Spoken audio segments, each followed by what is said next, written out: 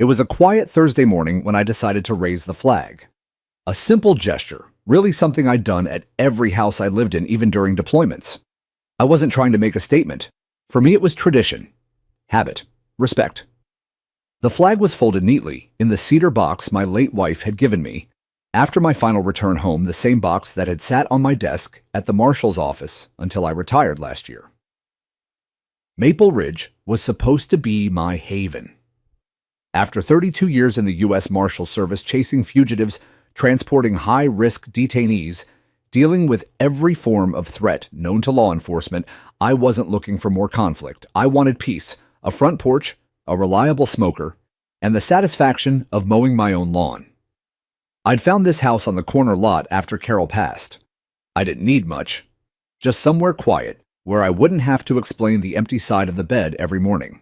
The cul-de-sac was sleepy with its maple trees and HOA signs posted like polite threats: maintain aesthetic unity, no loud activities after 7 p.m.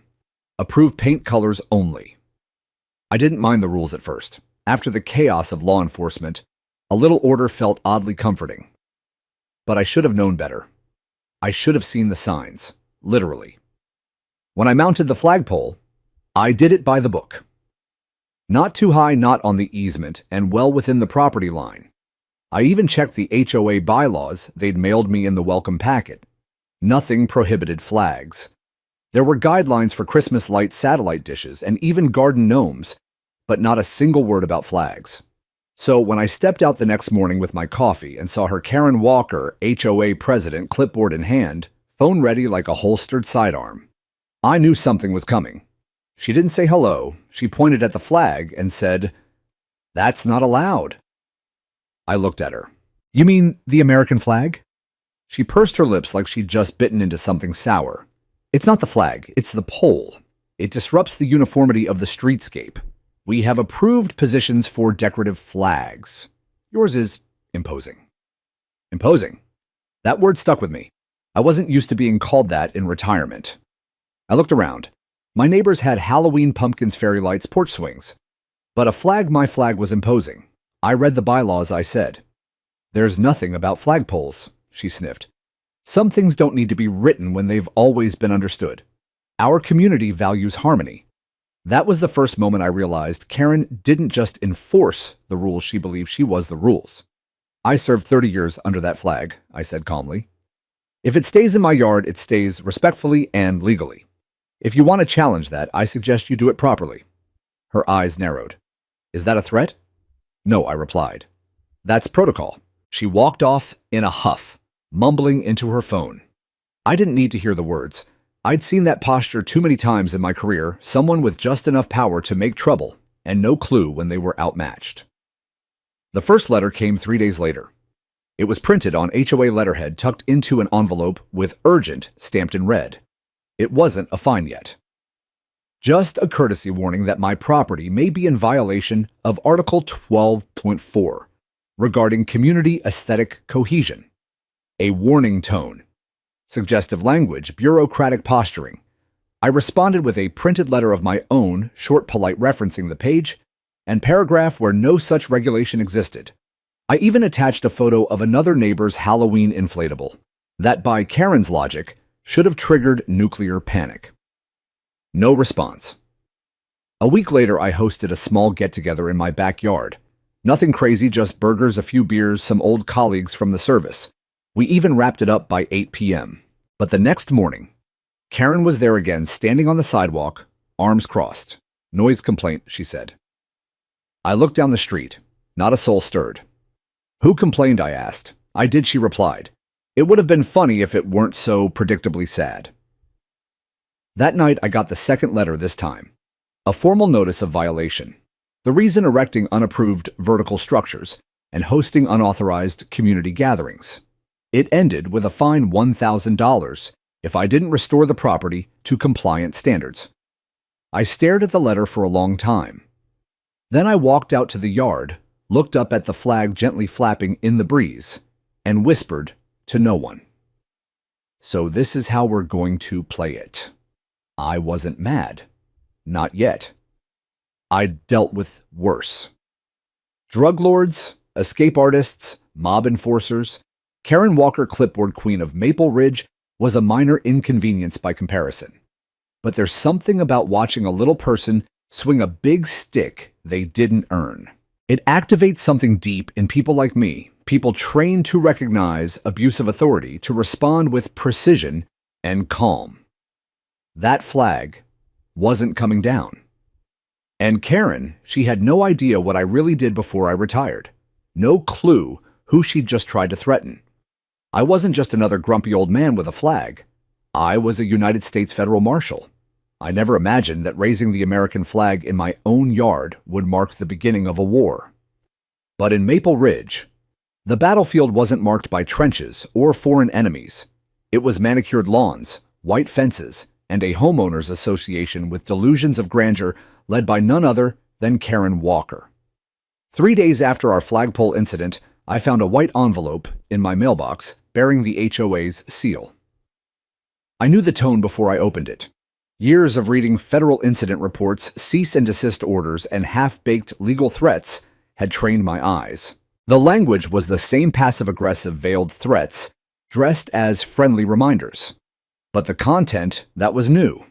It was a violation notice, $250 fine for non-compliant paint color.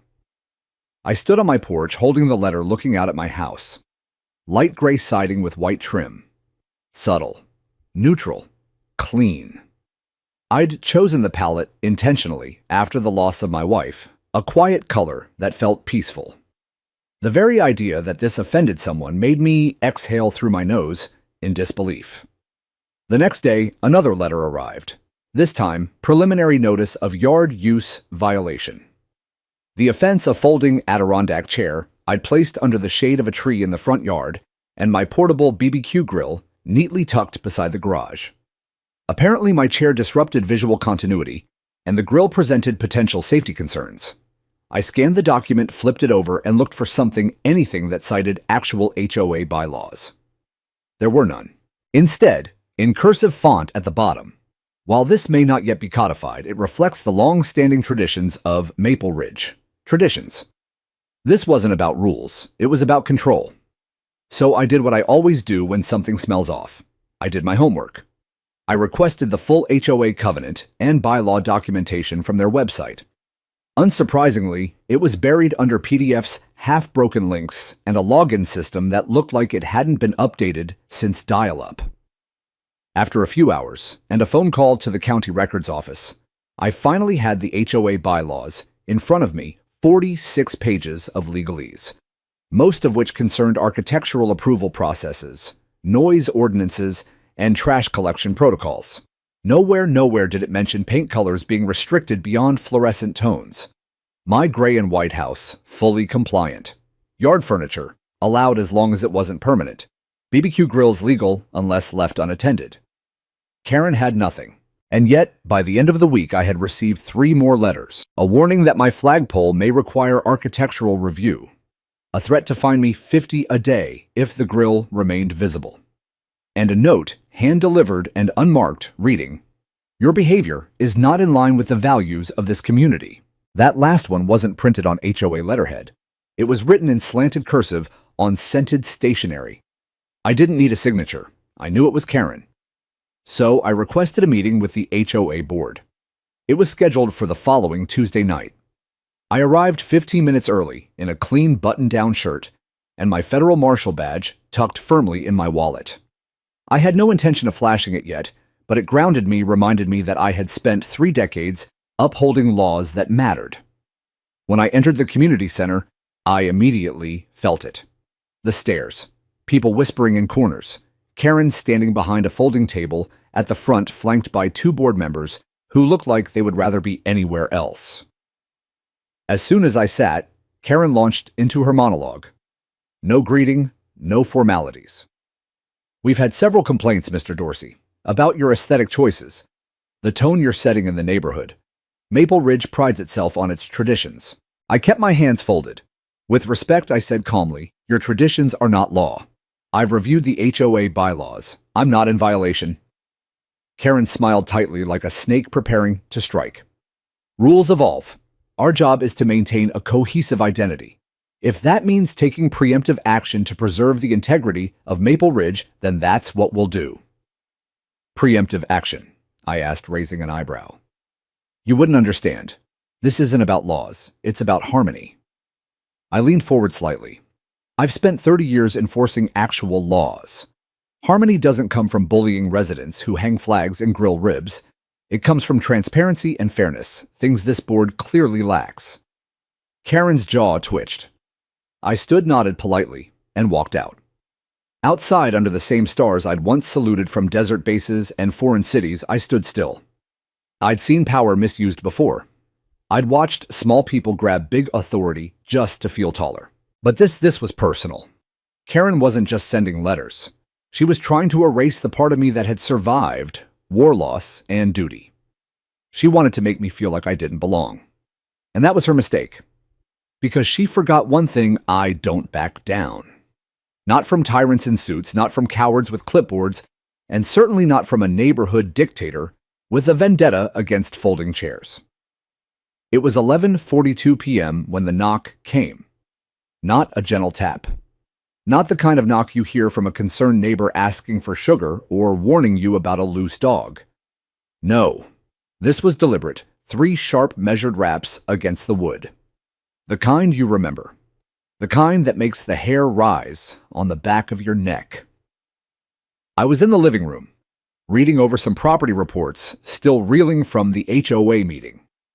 I had one lamp on the flag, gently moving outside in the night breeze, and Duke, my old hound, snoring by the fireplace.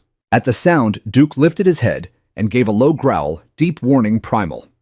Something was off. I stepped quietly to the door. No porch light on, just shadows. Who is it? I asked, without opening. A voice answered, muffled, flat, emotionless. HOA enforcement. Open the door. There it was. Not police, not officer, not even a name. Just that vague phrase, HOA enforcement. I'd heard it before in reports of neighborhood impersonators, wannabe vigilantes, hiding behind lanyards and attitude. Badge, I said. No answer. Name still nothing. I opened the inside latch and looked through the peephole. A man stood in a black windbreaker with the words HOA Patrol hastily ironed onto a patch. He had a radio clipped to his belt, no body cam. No department insignia, and a hat pulled low over his eyes. Most telling of all, no visible badge ID or anything remotely official. His stance screamed authority, but his hands were twitching. I'm going to need to see credentials, I said flatly, through the door. You've been issued several citations, he replied. This is a compliance check. I need access to your premises. You have 10 seconds, I said, my voice now calm but razor sharp, to step off my property before this becomes a federal incident. Silence. Then the man leaned slightly toward the door. Sir, I'm authorized. I opened the door halfway, slowly, calmly. Not enough for him to enter. And then I showed it. My badge. Not some tin star from a novelty store, not a laminated HOA ID card, but a real federally issued Marshal's badge. I watched the moment his posture broke, his eyes darting, his weight shifting back, sweat rising under that cap. You just attempted an unlawful impersonation of an enforcement officer, I said coolly. Under federal law, that's a crime. Lucky for you, I haven't placed you under citizen's arrest yet. He turned. Fast. Too fast. Didn't even try to argue. He jogged back toward a black SUV parked just beyond the sidewalk. No department plates, no decals, just a nondescript tinted vehicle. I watched as he got in, slammed the door, and gunned it down the street. I stepped outside in my slippers, Duke right behind me, and memorized the plate. Texas. 6 digits. I didn't need to write it down. My memories trained for worse. The next morning, I filed a formal report with the Department of Justice, not just about the impersonator, but the pattern, the letters, the intimidation, the meeting where preemptive action was deemed reasonable against a decorated marshal with no violations. That wasn't oversight. That was a campaign, and it wasn't just me anymore. I pulled up neighborhood reports from the past year and found 3 similar complaints: anonymous visits, late-night threats, unsigned notes. Each incident had been brushed off by the HOA as misunderstandings. It was time to dig deeper. By noon, I'd gotten a call from a former colleague, an agent I'd mentored during a cross-state operation. She now worked in state investigations and owed me a favor. I gave her the plate number. By 4:00 p.m., she called back. The man who came to my door was Derek Shields, and he wasn't law enforcement. Not now, not ever. But he was Karen's new boyfriend, a failed applicant for 3 local departments, and recently fired from a security company after a harassment complaint. No certification, no authority. Just a costume and a grudge. He was also previously warned by the sheriff's office for pretending to be a deputy during a domestic dispute in another HOA neighborhood just 2 towns over. This wasn't a coincidence. This was Karen weaponizing personal relationships to enforce an agenda, one that had nothing to do with community harmony and everything to do with power. And now she'd crossed a line. You can find me, you can write letters, you can even embarrass me at a board meeting. But when you send a fake cop to knock on my door at midnight, you've declared war. Not a petty neighborhood squabble, a war of integrity, of law versus delusion, of real authority versus fabricated control. I wasn't just going to respond, I was going to expose everything. The day after the midnight stunt, I was sitting at my kitchen table, a legal pad full of notes spread out before me, when the doorbell rang again. This time it was broad daylight. Duke growled but stayed put by the window, ears perked. I slid the curtain aside, and saw a uniform. But not the same kind. This one wore an actual badge, local sheriff's department. I opened the door with calm composure, greeting the deputy with a steady gaze. His name tag read Deputy Rourke, and he looked young, mid-20s maybe. But his eyes had that hardened, tired look of someone already fed up with HOA nonsense. "Morning," I said. "Morning, sir," he replied, tipping his hat. "We got a call about a potential impersonation of a law enforcement officer last night. Can I ask you a few questions?" I gestured toward the porch chairs. "You're welcome to sit. I've got more than a few answers." We sat, and I walked him through everything word for word. The knock, the fake compliance check, the badge-less man in HOA gear, and how I'd presented my own credentials as a federal marshal. When I got to the part about Derek Shields, Rourke's brows furrowed. "You sure it was Derek?" he asked. I pulled out my phone and showed him the still I'd captured from my security cam, grainy but unmistakable. "That him?" Rourke nodded. "Yeah, he's been on our radar before." I handed over the report I'd filed with the DOJ, and my formal statement already signed and notarized. Rourke skimmed it, nodded, and said, "Well, you just saved me 3 days of paperwork. I'll be taking this straight to the county attorney. You should know," I added, leaning forward, "this isn't just about one guy in a windbreaker. Karen, the HOA president, is connected to this. He's her boyfriend, and she's using him to intimidate residents. I've seen the pattern in reports across the neighborhood." He sighed. "I'm not surprised. She thinks running an HOA gives her more authority than a state judge. We've had complaints. You're going to have more." That evening, I made my first public move. I contacted a local journalist named Marcy Lopez, known for her investigative work on housing abuse and government overreach. She'd covered everything from corrupt planning commissions to illegal zoning ordinances. When I told her what I had, she dropped everything. "Let me get this straight," she said, her eyes wide, as we spoke at the town coffee shop. "You're a real U.S. Marshal, retired but still federally credentialed, and the HOA sent someone to your house who impersonated law enforcement, correct? And you have the badge, the background, and the evidence." I slid my badge across the table. She didn't even touch it. She just stared. "This is going to explode," she whispered. "Are you okay going on record?" "I want to go on record," I said. "This isn't just about me. This is about anyone who's ever been bullied by someone hiding behind bureaucracy." By the next morning, the article hit the front page of the local paper, "Federal Marshal Threatened by HOA Enforcer Who Wasn't Even Real." Within hours, it was picked up by 3 regional outlets, then a national one. The headline changed slightly each time, but the message stayed the same. A federal marshal exposed a corrupt HOA, and the nation was watching. Karen didn't respond immediately, but the tremors started to show. Neighbors I barely knew began waving to me. One woman left a plate of cookies with a note, "Thank you for standing up to them." Another man, a veteran like me, knocked on my door just to shake my hand. "I was afraid to fly my POW flag," he said. "Not anymore." HOA board members started calling emergency meetings. There were whispers of damage control, internal memos, and panicked phone calls to their legal team. But I wasn't done. Because Derek Shields hadn't just shown up at my door. He'd shown up armed. When I played the camera footage again, I zoomed in and enhanced the image. There it was barely visible beneath his jacket, a holster. That changed everything. It turned a fake inspection into potential armed trespass. With that revelation, I contacted federal investigators again. They didn't hesitate.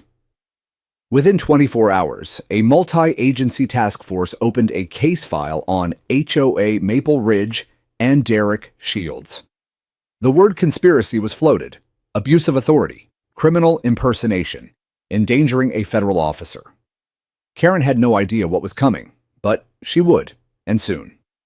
The next HOA board meeting was only 5 days away, and I planned to be their badge in pocket evidence, in hand, and the eyes of the country watching. The morning after the article hit national news, my inbox was flooded. Not just with emails of support, but with something I didn't expect: tips. Neighbors, former board members, even a past HOA attorney. All of them had something to say about Karen and her self-proclaimed enforcers. One message stood out. It came from a woman named Madeline Cruz, who used to live 2 streets over. She'd moved out 2 years ago after a string of incidents she described as orchestrated intimidation. Her exact words: Karen weaponized HOA notices, and Derek. He didn't just show up at your door. I gave Madeline a call. She was cautious at first, but once she confirmed I really was who I said I was, and not some new HOA puppet, she opened up. He came to my house in the same fake uniform she said. Told me I had to stop parking my car on my own driveway because it was non-compliant with visual standards. I asked for ID. He flashed something too fast to see. I asked again. That's when he stepped closer and said people who don't listen to the HOA usually regret it. She moved out 6 weeks later. I wrote it all down. Then I pulled the footage again from my security camera the night Derek stood on my porch. I cross-checked it with Madeline's dates and something clicked. His vehicle was the same license plate. And the vehicle wasn't registered to the HOA. It was registered to Karen herself. That was my break. If he was using her vehicle, impersonating law enforcement, while on HOA business, then Karen was either fully complicit or dangerously negligent. So I dug deeper. Over the next 72 hours, I built a timeline. I combed through public records, HOA minutes, and archived resident complaints. I pieced together a disturbing pattern. In the last 18 months, 7 homeowners had received threats that didn't follow proper notice procedures. In 4 of those cases, an unidentified compliance officer had shown up in person. 3 of them moved away shortly after. One, Mr. Kent, a retired schoolteacher, filed a police report about a man in HOA gear threatening to fine me into foreclosure. Guess who never followed up on that report? Karen's board. Guess who signed off on the disciplinary notices? Anyway, Karen, I went to visit Mr. Kent myself. He was in his 80s, now living with his daughter in a nearby town. His hands trembled as he poured tea, but his eyes still held fire. I told them, he said, I told them that man wasn't legit. No badge, no ID. He threatened to have me arrested for painting my mailbox. My mailbox. Did you file a formal report? Of course, but nothing happened. HOA buried it, said I was confused, that it was just a compliance contractor. I thanked him, took his sworn statement, and added it to the folder I was building. It was growing thick now, thicker than just HOA disputes. This was abuse of power, coordinated, repeated, and tied directly to Karen and Derek. And then came the file that changed everything. A public records request I filed with the state came back. Derek Shields had a criminal record, not just a DUI or parking violations. He'd been investigated for impersonating a police officer in another county. The charges were dropped due to insufficient evidence, but there were affidavits. One of them even mentioned brandishing a weapon while issuing fake tickets. It wasn't just HOA drama anymore. This was a pattern, a dangerous one. I picked up the phone and called Deputy Rourke again. He listened, quietly. When I finished, there was a pause. Then he said, "We're opening a multi-agency task force. Your notes just fast-tracked it. We'll need you to testify." "Gladly," I said. But I wasn't finished yet. I went back through my own footage one more time, this time focusing on audio. I enhanced the sound from the moment Derek stepped onto my porch. One phrase stood out: violation of Section 14 Visual Integrity Clause. I froze. There was no Section 14 in our HOA bylaws. I knew I had them printed, annotated, cross-referenced in a binder 3 inches thick. Derek had invented the clause, lied, tried to use fictional law to intimidate a federal officer, and that was the final piece I needed. I called Marcy, the journalist, and gave her everything. She asked one question. "Are you ready for what comes next?" I paused, then nodded. I was born ready. That night, her next story went live. Federal Marshal uncovers pattern of HOA abuse, fake law, and impersonation. The reaction was swift. Social media lit up. News outlets requested interviews. Karen. She stayed silent, but I knew her silence wasn't strategy. It was panic, and that made her dangerous, which meant I needed to act fast. The HOA had scheduled a special session for Friday, closed to the public, meant to discuss concerns over recent media portrayal. But I wasn't going to let them hide behind closed doors.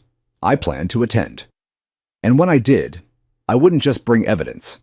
I'd bring an audience, and I'd bring justice.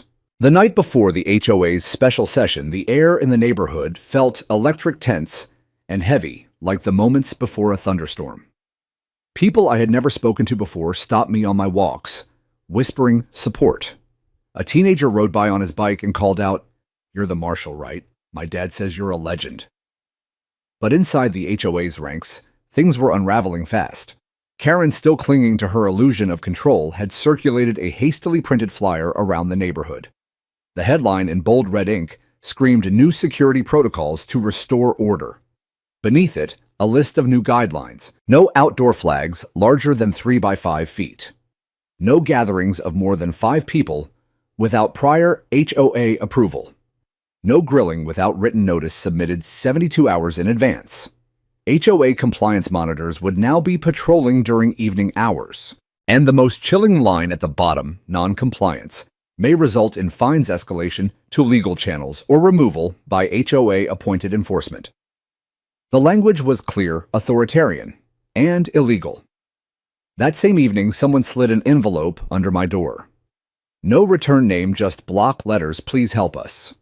Inside were screenshots from a group chat titled HOA Inner Circle. I recognized several names: Karen, 2 board members, and someone labeled Derek. The messages made my stomach turn. Karen, "The Marshal's making us look bad. We need to shut him down before the meeting." Derek, "Let me handle it. He talks, I show up again. See if he's still so proud." Another board member, "Should we push the fake clause list? People forget what's real anyway." They were conspiring to lie, intimidate, and silence anyone who questioned their rule. This wasn't mismanagement. This was regime behavior. I wasn't just dealing with a nosy HOA president anymore. I was facing someone who had tasted power and didn't want to give it up no matter the cost. Friday arrived. I walked to the community hall early, wearing a plain blue button-down shirt, jeans, and my badge tucked securely in my inner coat pocket. I wasn't here as a marshal. Not yet. I was a resident, a neighbor. But if they crossed the line again, I was ready to shift. The meeting was supposed to be closed. But something happened Karen didn't expect. People came anyway, dozens. Not just homeowners. Reporters, a few off-duty officers. Even Deputy Rourke showed up in plain clothes, leaning against the back wall with arms crossed and a smile tugging at his mouth. Karen stepped onto the makeshift stage with a microphone in hand. Her lips curled into a smile that didn't reach her eyes. "We're here tonight," she said, "to address recent misinformation. Mischaracterizations and hostility directed toward this board, your board." No one clapped. Karen continued. "Our goal is simple: protect the values of Maple Ridge. That means curbing activities that harm community standards. Flags, paint colors, law enforcement, impersonation. That was it. I stood up. "Excuse me," I said, walking to the front. "You want to talk about impersonation? Let's talk about your enforcer." Her face twitched. "You're out of order." I reached into my coat and slowly pulled out my badge. The gold glint caught in the light. "I am a United States federal marshal," I said. "And your so-called compliance officer threatened me on my own porch while impersonating law enforcement under your direction." Gasps. Cameras clicked. Phones came up. I turned to the crowd. "I have video, I have witness testimony, and I have his record. He's done this before, in another county. Your president not only knew, but enabled it." Karen lunged for the mic. "This is slander." But she never finished the sentence. A voice shouted from this back, "Show us the proof," and I did. I handed a USB stick to the projector operator. The room darkened. The screen lit up. There he was. Derek on my porch. No badge, no ID, quoting a fictional HOA clause, threatening a federal officer. Then came the chat logs, then the flyer, then the messages. By the end of the presentation, the room was on fire, not literally, but emotionally. Karen had gone too far. She tried to silence everyone with fear, and now her empire of tradition was crumbling in front of her. The final blow came from Marcy the journalist. She stood and asked Karen, "Would you like to comment on whether your boyfriend had permission to use your car for impersonating a federal agent?" Karen's mouth opened, but no sound came out. Then someone in the back muttered, "Resign." And the chant began. Resign. Resign. Resign. She fled the room through the side door, her heels clicking like gunshots on tile. The board recessed the meeting, but the damage was done. Later that night, Deputy Rourke called me. "She's being served papers," he said. "Derek, too." The state attorney's opening a case. Good. Because this wasn't about a flag, or paint, or barbecue. This was about power abuse, and the people standing up. The people finally had their voice back. By dawn the next morning, word had already spread beyond Maple Ridge. My phone buzzed incessantly, with texts, missed calls, and email notifications. A short video clip from the HOA meeting me holding up my badge.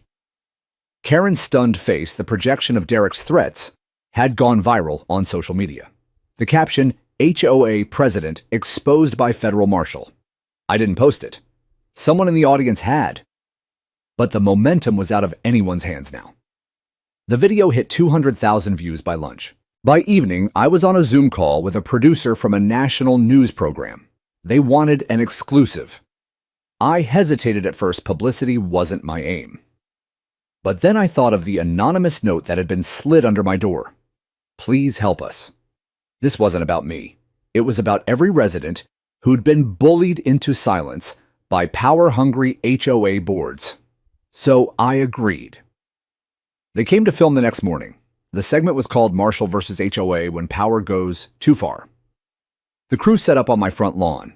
A reporter named Candace sat with me in a pair of lawn chairs beneath my freshly raised American flag. I wore my blue Marshal blazer badge, visible this time. "Why did you decide to take a stand?" she asked. I looked into the camera, not for drama, but for clarity. "Because silence is compliance," I said. "And no one, especially not our neighbors, should live in fear of retaliation over a barbecue, a flag, or the color of their porch. This isn't a gated monarchy, it's a neighborhood. And I swore an oath to protect the people no matter where the abuse comes from." The interview aired that night, and that's when everything changed. Emails flooded in from people across the country. A veteran in Florida who was fined for flying his Navy flag. A widow in Arizona who got a $3,000 lien over a lavender flower bed.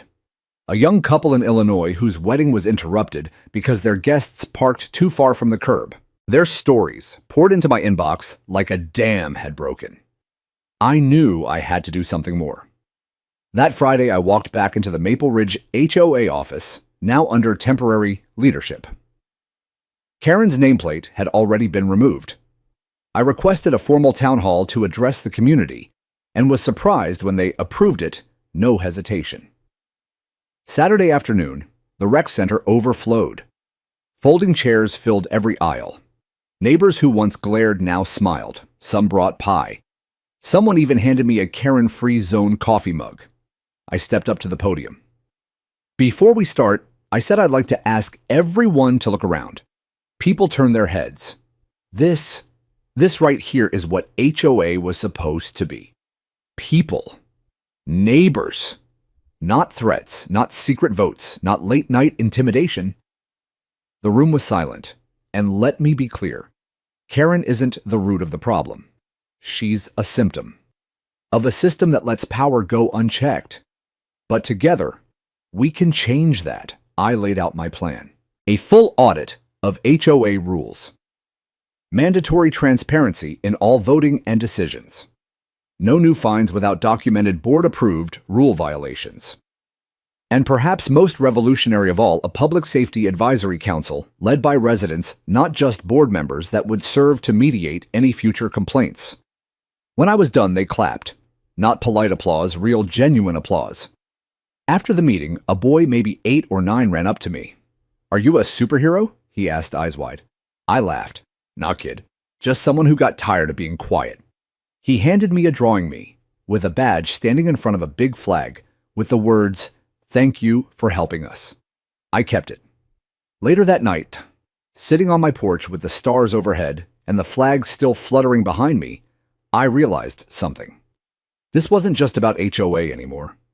It was about people realizing they had a voice, and someone to back them up if they dared to use it.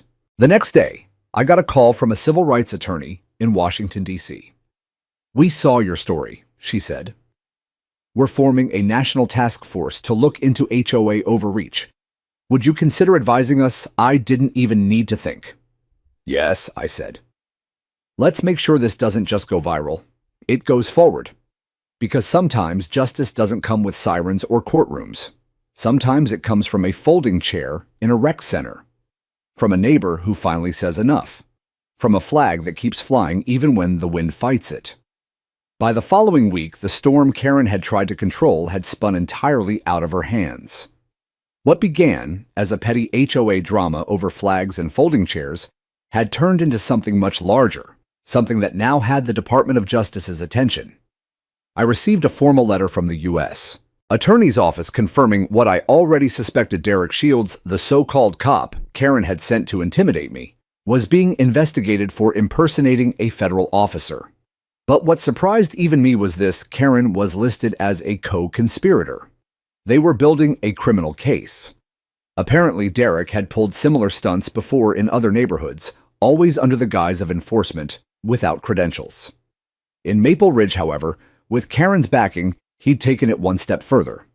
Their emails, phone records, and witness testimonies all painted a picture of coordinated harassment.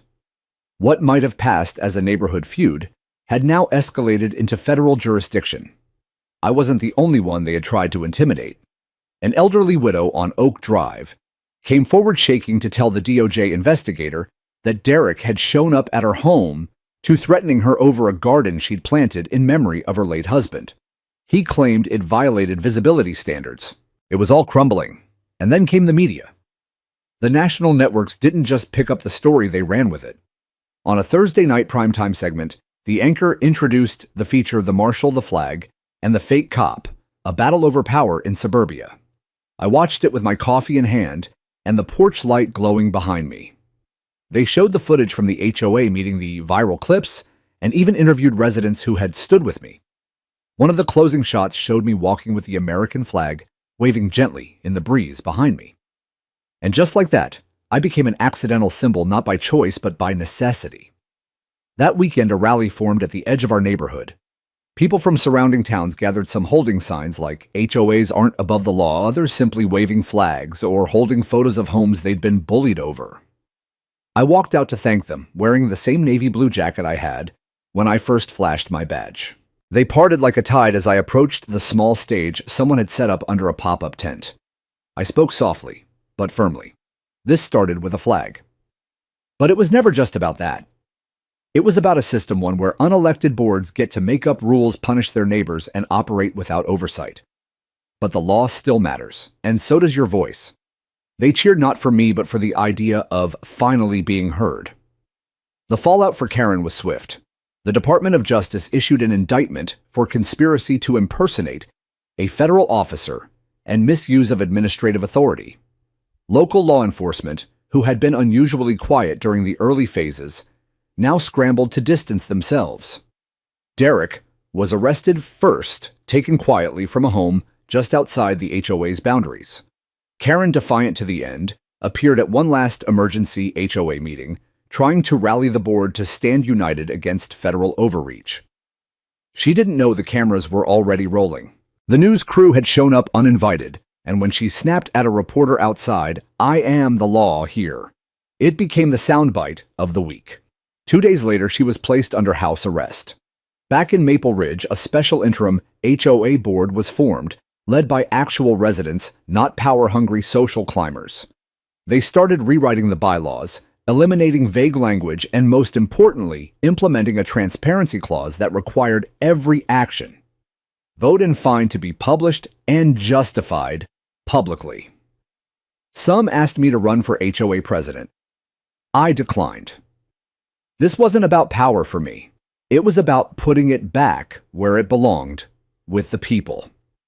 Oh, I did, however, agree to serve as public safety liaison, a role created for community education and oversight. I hosted weekly Know Your Rights sessions on Saturdays. Retirees came, teenagers came. Even skeptical old-timers who used to roll their eyes at the HOA drama showed up with notebooks. One of the last things I did that month was sit down for a podcast with a civil liberties group out of D.C. The host asked, "What would you say to someone out there right now being bullied by their HOA and afraid to fight back?" I paused for a long moment before answering. I'd say this: you don't need to be a marshal. You just need to know your rights, stand your ground, and shine a light on the dark corners. Because the moment they know you're not afraid, they start backing up. That night, I got a letter in the mail, handwritten. It simply read, "Thank you. Because of your story, I finally said no." And it worked. I pinned it on my fridge next to a drawing a neighborhood kid had given me, one of me holding up the Constitution with fireworks behind me.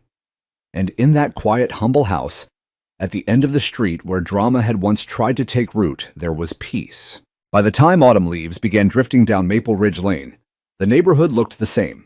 But everything had changed. Karen's grip on the HOA had unraveled like a cheap sweater caught on barbed wire.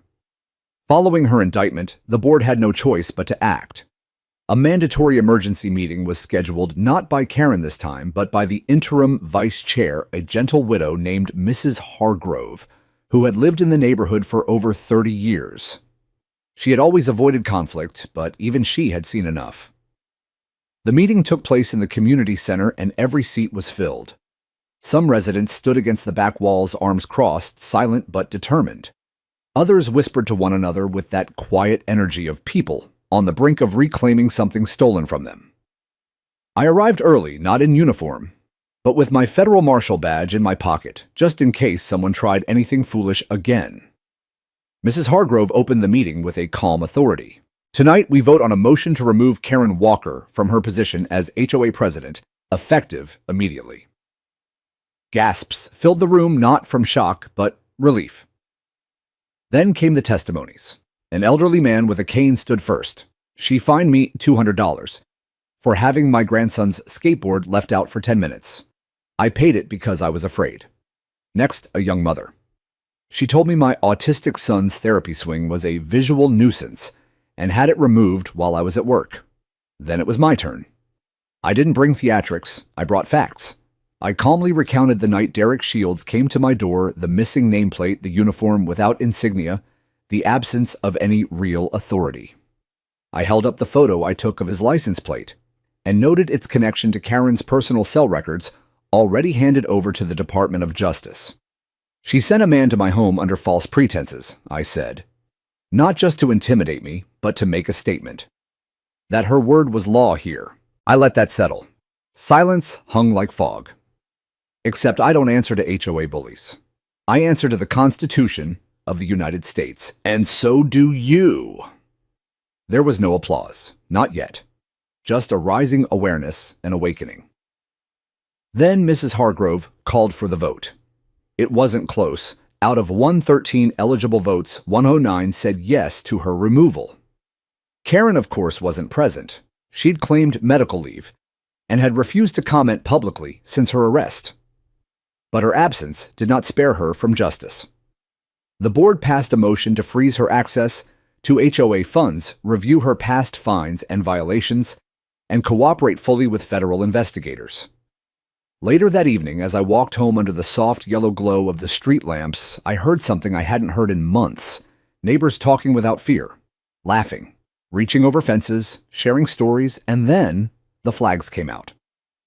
One by one, almost like choreography, residents began raising American flags in front of their homes. Not in protest, but in unity. By morning, Maple Ridge had become a sea of red, white, and blue. It was beautiful. But the most powerful moment came that weekend. The new interim board announced a community gathering in the Central Park. No formalities, no politics, just food, music, and healing.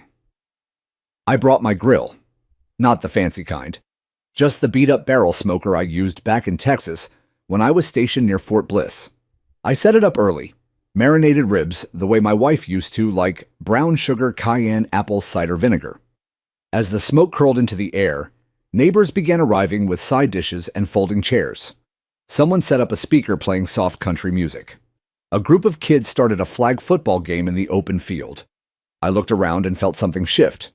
No one was talking about fines or violations. No one was afraid of walking across a lawn without permission. And absolutely no one was asking who had approved the gathering. Then I saw Mrs. Hargrove walking toward me with a stack of papers. These, she said, are the new draft bylaws. Simple, clear. No more vague language, no more hidden fines, and no more rulemaking without a vote. She handed them to me. I flipped through. Gone was the page about aesthetic harmony. In its place, a Bill of Resident Rights, including one I had helped write. Every homeowner has the right to reasonable self-expression, privacy, and due process. I smiled. Looks good.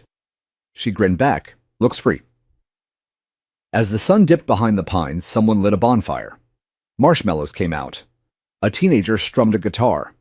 I leaned back in my chair plate on my lap, the flag fluttering just behind the picnic tables. The HOA wasn't dead. But the dictatorship was. And in its place bloomed something fragile and sacred: community. The reign of Karen was over. A week after the bonfire gathering, I received a thick envelope at my doorstep. Inside were hand-signed letters, over 40 of them, from neighbors thanking me. Some were just a few sentences. Others told personal stories of intimidation, silencing, or fear under the old HOA leadership. But every letter ended the same way. Thank you for standing up when we couldn't. It humbled me. But it also stirred something deeper, a realization that what happened in Maple Ridge wasn't an isolated case. Across the country, in communities wrapped in white picket fences and HOA bulletins, people were quietly suffering under unaccountable power. The HOA wasn't meant to be a dictatorship, but too often it became one. So I made a decision. I didn't take over as HOA president. I had no desire to sit behind a desk, passing out fines or managing landscaping contracts. My duty, as I saw it, was broader. It was rooted in the same oath I had taken decades ago when I became a U.S. Marshal, to serve and protect, not just from external threats, but from within. I partnered with a few neighbors, some lawyers, a retired judge, a couple of veterans like me, and we started something new, the Marshal's Code Initiative. The goal was simple: empower homeowners with knowledge. We launched free weekend workshops under the shade of the big oak tree at the edge of the park. No slide decks, no jargon. Just stories, facts, and tools. Our first session, Know Your Rights under HOA Governance. The second, How to Respond to Intimidation and Illegal Enforcement. By the third week, we had residents from 3 other neighborhoods joining us, some driving 45 minutes to attend. News traveled fast. A local podcast did an episode on us titled, From BBQ to Bill of Rights, How One Marshal Changed His Town. Then, a journalist from a national outlet reached out wanting to cover our initiative for a segment on community empowerment. We didn't go viral in the way dancing videos or prank clips do, but the story resonated, especially with veterans, retirees, and families who'd lost their voices under HOA rule. One Saturday, I was walking back from the workshop when a young father stopped me. He held his daughter on his hip, maybe 4 or 5 years old, curly hair, and ice cream on her cheek. "You're the guy who stood up to Karen, right?" he asked. I nodded. He extended his free hand. "I just wanted to say thanks. My wife and I almost sold our house after they threatened us over a therapy ramp for our son. But now, we're staying, because this feels like home again."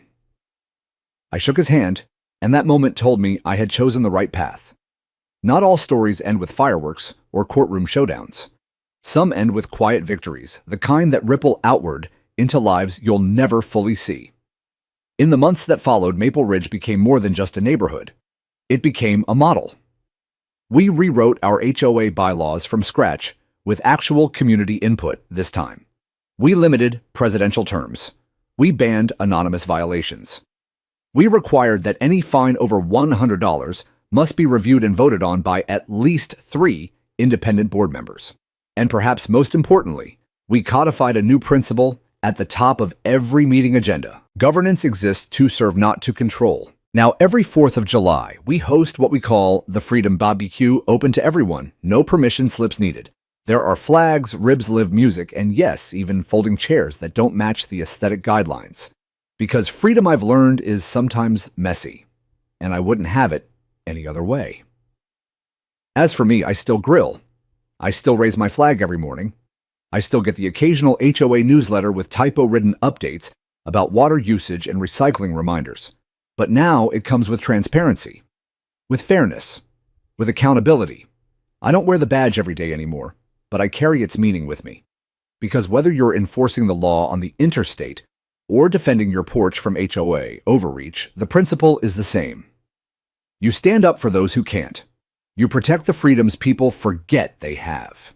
And when the white picket fences start to close in, you kick them open and light the grill anyway. That's the Marshal's code. And I'll keep living by it quietly, fiercely, and always with a side of smoked brisket.